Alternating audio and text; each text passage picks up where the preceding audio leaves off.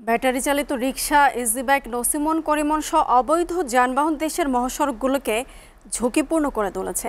মহাসড়কে ঘটা দুর্ঘটনার অন্তত ৭০% জন্যই দায়ী অবৈধ ব্যাটারি চালিত অটোরিকশা সহ ধীরগতির যানবাহন। মহাসড়কে এমন ২২ ধরনের যানবাহন চলাচল নিষিদ্ধ হলেও তার তোয়াক্কা করছে না কেউ। প্রশাসনও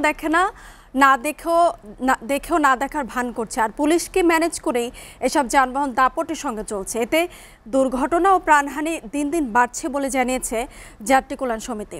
আর হাইওয়ে পুলিশ বলছে, স্থানীয় মানুষের কারণে কঠোর হতে পারছেন না তারা। চট্টগ্রাম ব্যুরোর প্রতিবেদন। চট্টগ্রাম কক্সবাজার মহাসড়কের চিত্র এটি। দূরপাল্লার যাত্রীবাহী বাস, মালবাহী ট্রাক, কাভার্ড ভ্যানের সঙ্গে পাল্লা দিয়ে চলছে সিএনজি, অটোরিকশা, ব্যাটারি চালিত রিকশা, ইঞ্জিন চালিত ভ্যান গাড়ি, লেগুনা সহ হরেক রকমের ছোট ছোট যানবাহন। কখনো কখনো সংযোগ সড়ক কিংবা ফিডার রোড থেকে কোনো সিগন্যাল ছাড়াই উঠে আসছে মহাসড়কে। ফলে সরু রাস্তায় ধীর গতির এসব যানবাহনে আরও ঝুঁকিপূর্ণ করে তুলেছে জাতীয় মহাসড়কটি।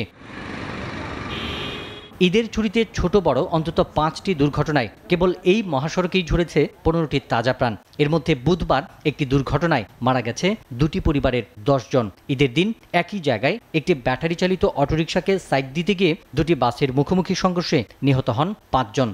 লোড জামজট সবসময় এই ব্রিজে করায় বাদামতলে শান্তিরাটে মানে অটোরিকশা বেশি চালাই। অটোরিকশা তারপরে সিএনজি এগুলা বেড়ে গেছে, এজন্য এখন বেশি বেশি করে অ্যাক্সিডেন্ট হচ্ছে। সিএনজি আছে, প্রাইভেট কার আছে, সামনে যে ব্রেক মারে লাভ গাড়ি চলে, কত লাভ গাড়ি চলে, গাড়িটা লাভ গাড়ি চলেছে।